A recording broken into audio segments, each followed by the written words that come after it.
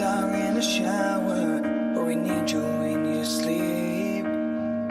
Do you let this sound? Yo, welcome to Coast Connection down here in Tampa. Yo, and then for everybody out there, if you're down in the Fish Hawk area, stop at Dunkin' Donuts. I told him I'd give him a shout out tonight. So if you ever get up in the morning, you need that strong cup of Java, knock it out. Go to Dunkin'.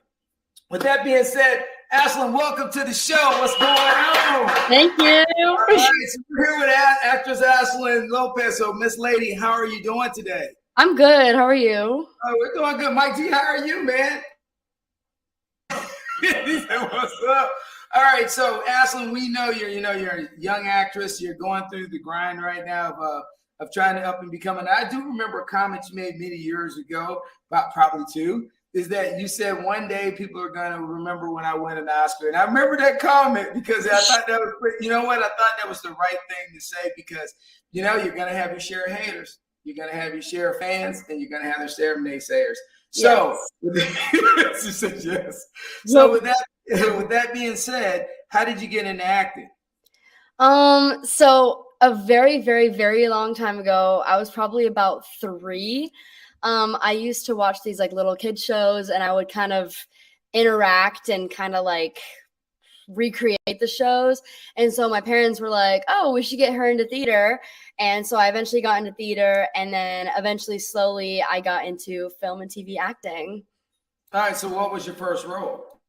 My first role, I think, like an actual like big role would be I was Young Nadia on the Vampire Diaries. Oh, that's right. Hey, that was a popular show back in the day. Yes, I know. And I was so mad because when I was younger, I didn't want to actually watch the show. But now I'm like, it's going to be great. So were you a little vampire? Yes, I was a younger vampire. Hey, all right. At least it wasn't The Walking Dead. All right. So at least, hey. I would love to be on The Walking Dead. Don't even get me wrong. So here's the thing is since you started at such a young age and you pressed through these things, how has it kind of made you evolve as a person? Because you don't have a normal life like a normal, student or a normal kid. You're going to script reading, you're having to travel, you're having to be in and out of school, you're having to do all these different things that normal people don't do. So with the grind as a child being in an adult world, how is that working for you? I think that one thing is just that, I never went to middle school. I was homeschooled for middle school. So it was hard kind of when I went into high school because I didn't have as many friends as everyone else. But I think It was still good because I was able to create those connections. And then also just being in a professional world at such a young age and knowing what I want to do, it's just been really helpful because, I know a lot of people that don't know what they want to do. And I'm like, I know what I want to do and I'm going to do it. Right. Oh yeah. And that's one of the focal points of being as a child actress, looking at what you want to do and then you realize what your profession is. So, here's the thing is though, do you have an agent? How do you find your parts? I mean, because how many auditions do you have on a regular basis do you have to go to? Okay. It depends on how old you are. So probably I would say from the ages of 8 to 12, you have a bunch of auditions. So I would have at least probably 5 auditions a month. And when COVID came around, it was a lot easier to do self-tape auditions because it's all everyone was doing. So since I don't live in LA, it was kind of harder for me to get those opportunities until, being taped was more of the thing. Right. I do have a manager. So he'll email me and be like, hey, here's an audition that came in. Do you want to do it? And I'll be like, yes, I do. And then I set up my little background and I memorize the lines, do the tape, send it in. And then we're off. And that's pretty much how it works. Yeah, we talked to Lena Ann Delaney, who was an actress in the remake, and she talked about the COVID times. And that was one of our first shows.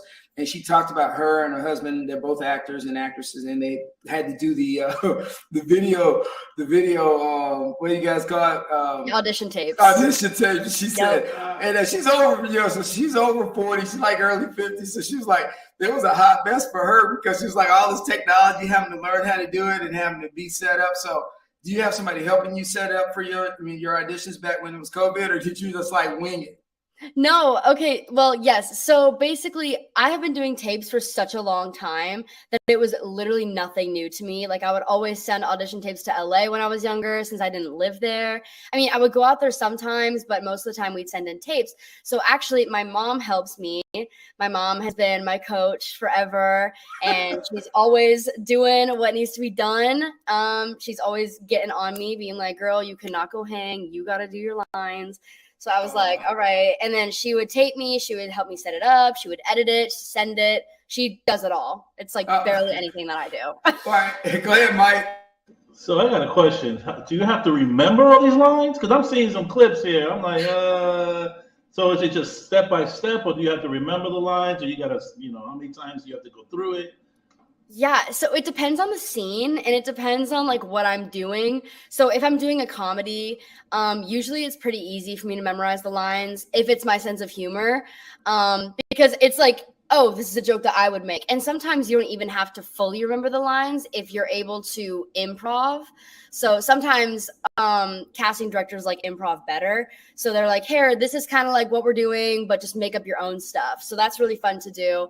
But most of the time it's just normal lines. So I probably go through it about 10 or 12 times. Yeah, because I have to remember it. So usually the night before I like super like hardcore grind on it. And then the next morning I usually film it. And you can, if you mess up, you just do it again. So you also are memorizing it that way as well. As you go. Okay. Yeah. And then after that, it's all the equipment, and so you get hot and all the lights hit you and all that stuff. Yes, and because I have to turn my ceiling fan off, and I get hot super easily, so I'll turn my ceiling fan off, and in between takes, I'll be like, we got to turn this back on because it is too hot in here. And I've got ring lights and all that stuff. It gets too hot in here. I'm serious. Yeah.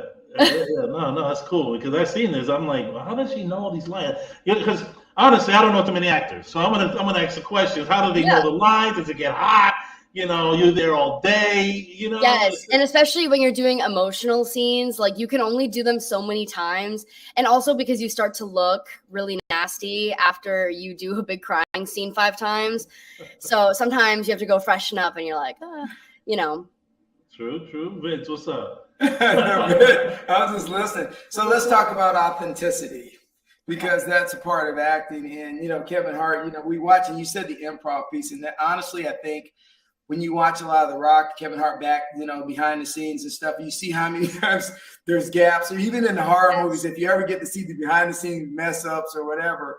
So when you're talking about trying to bring the authenticity, to the set, how do you get yourself up for that? Because it's really ironic when you find somebody in a movie and they're able to emotionally be right on cue. And I ask myself all the time, how the heck do they get to that level of, for the movie at that point? And they probably were on their 3rd or 4th take of that thing. So on the emotional side, how do you get there? And how do you wrap yourself up for those moments? I think, well, okay, for me, it's pretty easy to separate this fake script they're filming me versus my real life. So to get myself upset, usually I have to take something from my real life, and it could have nothing to do with what the script is saying, but I'm like, okay, I have to cry this certain amount, or it's like I almost have to get there. So I think of something in my life that would either almost get me there or fully get me there, and then I kind of like just say the lines on the paper while I'm emotionally in this other area. And then it's super easy. Sometimes it's really hard for people to come out of that. For me, especially, it helps when there's really, really great people on set. So it's like the crew or the other actors that like in between takes, they're like joking around. And it's like, to get out of that headspace for a second before you have to just go back into it. Because it can be very emotionally draining, crying for so long. So you do have to take breaks in between, but that's just how I personally do it. So what's your thought? Mike, whoa. All right, what movie was that? Hold on, what was that? I'm pretty sure that was a movie called Mr. Thursday or something Thursday. That one was really fun because I got to have blood all over me and stuff. Was it a scary movie? Yeah, it was a scary movie. Yep. Oh Lord. All right, so let me ask you this. Well, you are definitely in character there. So, so let me ask you this question. Where do you hit the point where you don't, like we hear a lot of actors right now these days, they want to, and Will Smith talked about it, and Heath Ledger and many other actors talking about going into deep character. Do you think that's good or bad, or has people ever talked to you about, you being the character, actually kind of living like people that want to do war movies, they actually go start living like on the military base, they start, doing those things like the guys for 300, they literally put themselves into like a regiment for 6 months, even before they started filming the movie, to just be in that character. So they were deep into that military mind frame. So how often do you have to like get prepared, like months before you actually start filming? There's actually a phrase for that. It's called method acting.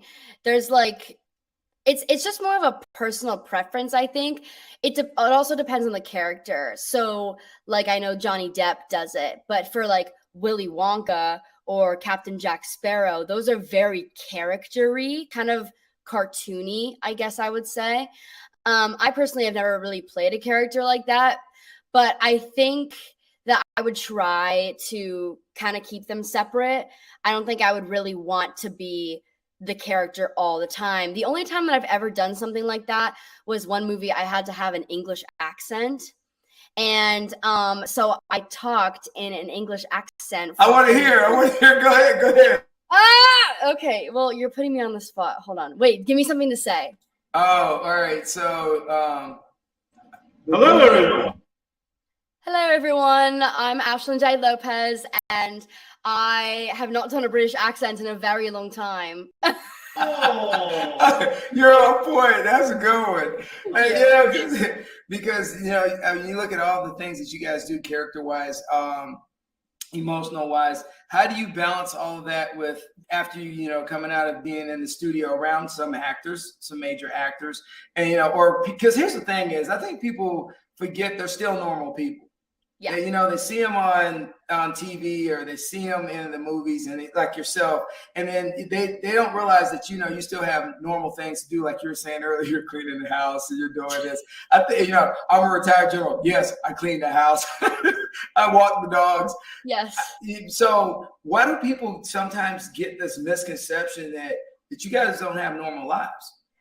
I think it's just because people see, like, you're sitting in your living room on the couch and then you're seeing these people on TV, and that's the only place that you've ever seen these people. And so I think that some people it doesn't really click in their mind that, oh, this person goes to sleep. Oh, this person does this and this and this. They're not only covered in blood with a teddy bear in their hand. You know what I'm saying? It's like, that's just, I don't know. And I feel like me personally, I have an Instagram and I have a TikTok. I have social media that I try to be, I don't know, I guess normal. I don't know. Like, I just post whatever I want to post, whatever I'm doing.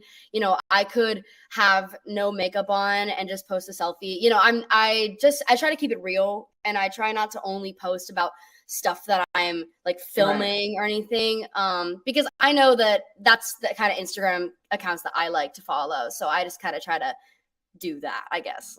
Well, I appreciate the fact that you do your own Instagram account, because I mean, you can hire people. I have a good friend, he hired somebody to do his, so it's not authentic, so, and then, and so every time he goes, you don't ever hit me up. Well, I don't hit you up because it's not you. Right. I try to answer my own, and and Mike G is the same way. So Mike, what you got, man? Why you over there looking at your bloody teddy bear? I mean, I'm looking at the little scenes and stuff. It's exciting. I ain't gonna lie. I like acting. I've always wanted to act, never pursued it, but it's just it's an artistic thing. And you being such a young age, and you just taking it by the horns, So do you see it going all the way? This is all you want to do? Yeah, this is the only thing that I've really ever wanted to do. It's actually funny because I do sing as well. I actually am in theater at Newsome. It's my last year. We're doing Mamma Mia for the musical. But I do sing, and I have had some people in my family, actually, they're like, why don't you also kind of pursue singing? And I'm just like, I don't know. It's not really for me, in my opinion. I can do it, but it's not what I want my career to be. I think I've wanted to know what my career is like I've known it forever, and it's just the only thing that I've ever really wanted to do. And I plan on taking it all the way. I plan on doing it as a career for sure. So are you going to do Broadway? I mean, if I got offered to, I would love to do Broadway. It would be something that it would take up a lot of my time, but I think it would be worth it for sure. Well, Mike, what you got, man? Yeah, no, so yeah, Broadway. I mean, it just caught me. I was editing there, but this is a show, so this is what we do.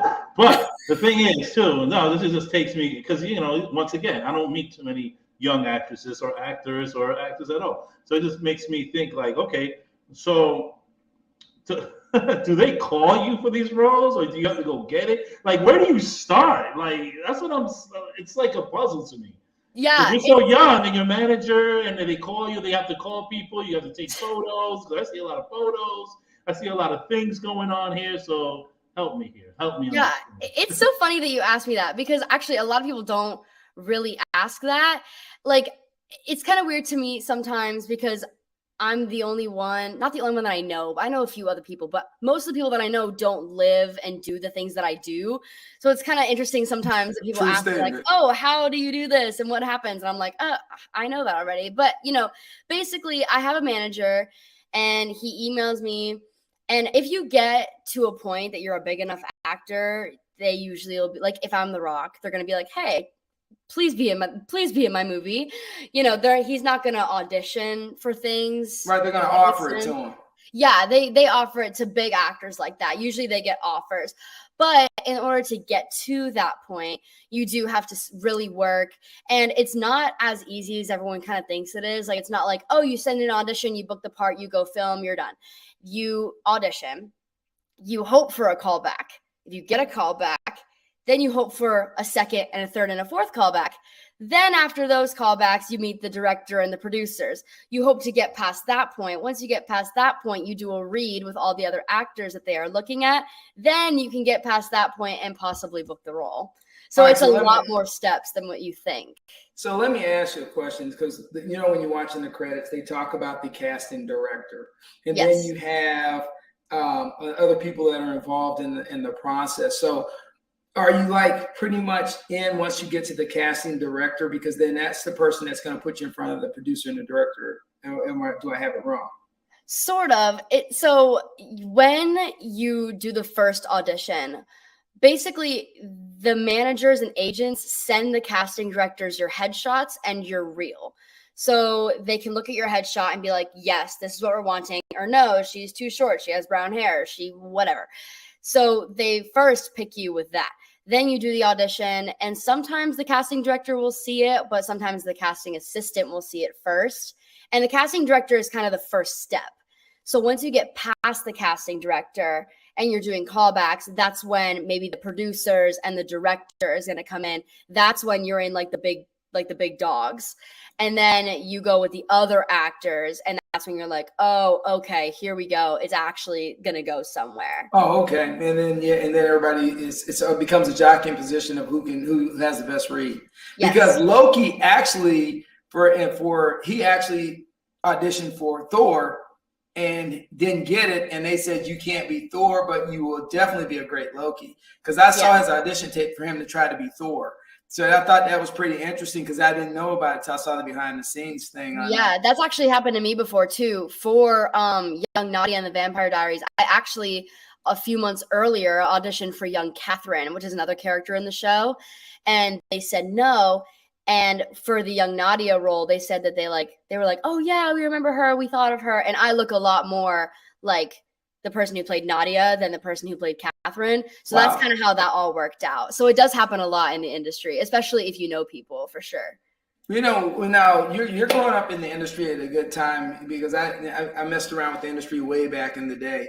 And you're coming up at a good time, because a lot of the things that used to be such a stereotypical for females, and we had this talk with Anne-Marie Johnson, the actress, and Leanne Delaney about it, is that now it's kind of more like, is not that the women and younger women are able to have better opportunities, and it's not a prototype female for all the roles anymore. And I think that's a good thing in the industry that has changed. Yeah. And so your opportunities are a lot better because before you had to be a certain height, you had to be a certain size. It was all this craziness that was brought in from the 1930s and the 40s that literally stayed in place until almost 2000s. Oh, and yeah. So, yeah. And so it's good to see that standardization taken away from this whole process. But in this process, on a serious tip here, what have you learned about people? Ooh, what have I learned about people? I've learned that there are a ton of good people, and I've learned that there are some people who aren't going to be as great. That's right. I like the political answer. Go ahead. They're not going to be as great, but you're going to run into that literally in any profession that you do and anywhere that you go. It doesn't matter where you are. There's going to be people that are hating. There's going to be people that think you can't do it, and you just got to show them that you can do it, and you got to work hard. And if you don't work hard, then you're not going to get anywhere. But as long as you work hard, you're going to go. All right, that's right. Hey, Mike, before we get up out of here, man, go ahead, man. You heard what you got for us, man. It was nice meeting you, actually. It's for real. I'm really. You've been in a lot of movies. She's been in a lot of movies. I can't even listen. It's like a role. So I want you to know you're doing a great job. It's a pleasure meeting you. Hopefully we have you on here again. Don't forget us little people though. Of course. Of course. I already told Mr. Bugs. I was like, Mr. Bugs, there you go. Your junior year. No, you keep on doing the job. You're doing a great job. Bless. Thank you so much. If anybody looking for a Hispanic role, call me. Of course. Mike G. All right. First in mind, of course. Pleasure meeting you, and keep up with the good work. I appreciate it. Thank you so much. All right. So before we get up out here, and the thing is, as you hit on it here, I want to give you some strong advice as an old person, is always have a small group of friends. And normally it's going to start with your parents, but eventually you're going to morph as you get older into other people. But just remember, everybody that's around you is not there for your best interest. And so pick wisely, pick smartly, and be very picky. Of course. That's the best advice I can give. So if you wanted to give anybody any advice in this time you've been on the planet, and if you've lived through all these dreams you've already started, what advice would you give someone that was thinking about going into acting, or just advice in general about self-motivation? I would say definitely never give up. There's going to be 100 no's before there's a yes, and it has absolutely nothing to do with you. Like, sometimes they're gonna just want a blonde in the end. That's just how it is, and it's nothing to do with you personally. And everyone's great. Love everyone. That's just my advice. That's your advice. Hey, just love everybody. Love everyone. Keep it rolling. And Yes. So let me ask you a question before we get out of here. Really, on your studies, all right? So me and you always gone back and forth, but now I got you on film. So we're going to ask, seriously, how do you really try to manage the expectation? Because here's the thing, and I understood because I ran that game a little bit. But how does that work with pretty much other teachers and professors? Because some people get to a point where they're like, well, that's not school's not your priority, or this is not your priority. But you know what? And I always say this: school is a priority. However, there is a thing about a career. And the thing is, your career started before you got out of high school. So with that being said, how do you kind of navigate those personalities and, kind of your workload? Well, so far I've actually had people who are pretty understanding, which has been great. I haven't really had to fully, I haven't really had to fully explain it. My first grade teacher was not very understanding, but that's a different story. But normally, especially in high school, it's been a lot easier because it's this is the career that I'm doing. This is it's definitely super career based, obviously. But, sometimes I do have to take my losses when I'm a little late on an assignment or something. And my teacher's like, you had 2 months to do this. What were you doing? I'd be like, I don't know. Fair enough. I was filming this last week, if that means anything to you. But, sometimes it's on me. But they've been very, very understanding. And I think if there wasn't someone who was understanding, I would just be like, Mom, come talk, and then it'll be all handled probably. Get help. Gotta call in the Eagle, man. Oh yeah. Eagle One, can you come here? Can you please? Hey, so how much traveling have you done? Because we got 3 minutes. So how much traveling have you done? For filming in particular? Overall. I've traveled to a few other states. I've never been out of the country. Well, for filming. I know, not yet. We're getting there. But I went to Chicago for 3 months to film the Disney movie, which was super fun. I've been to Tennessee. I filmed in California. So I filmed kind of all over the place. Where'd you guys film the Christmas movie? Because that's like a revisit of Groundhog Day, but for Christmas, the old Bill Murray movie. So where'd you guys film that one? That was Chicago. Oh, man, it was cold. It was cold because we were actually supposed to film it in the summer, but then we ended up filming it in the winter. But it's Christmas. It should have been filmed in the winter time. Well, no, because they can pretend to have the snow and we can pretend to be cold. Instead, we had to actually be cold. Hold on. It's 95 degrees, and I'm sweating profusely. Could you put this jacket on? It's a triple fat goose jacket with down and feathers, and you're sweating, but that's all right. We're gonna film this like it's Christmas. To be so honest, I would actually much rather have a jacket on when I'm hot than have a tank top on when I'm cold, because I've had to do that. I've had to swim in a river when it was 30 degrees outside. It was crazy. I had to come out of the water every 5 minutes and be in this tent of warmth for 30 minutes at a time. That sucked. I would so much rather have a jacket on and be sweating. So much rather. All right, so before you go, I know you can't talk about it, but are you working on anything currently? I am. Good. So you're staying busy. Hey, you got your new ride. You're moving on, but hey, I told you to get rid of that Jeep years ago, but you won't listen to me. And I did. I sold it for folks. Okay. All right. And now you're a businesswoman. Now I'm business every day, of course. Yep. Hey, Ashlyn, it's been great having you on the show. I appreciate you coming on and taking the time out of your busy schedule while you're over here just chilling. So, Mike G, you got anything for our bouncer? We bounce out of here, man. Pleasure meeting you. Keep it up. Good work. Keep it going, yo. Thank you so much. Keep it going, and don't listen to the haters. That's right. Yep. And as me and Mike G always say, guys, again, if you're down the Lindsay area, go to Dunkin' Donuts. And as me and Mike G always say down here from Tampa, keep it rolling!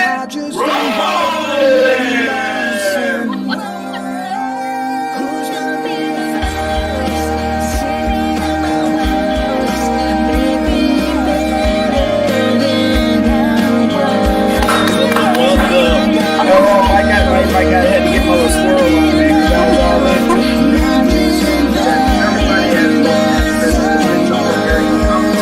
And some people are taking medication.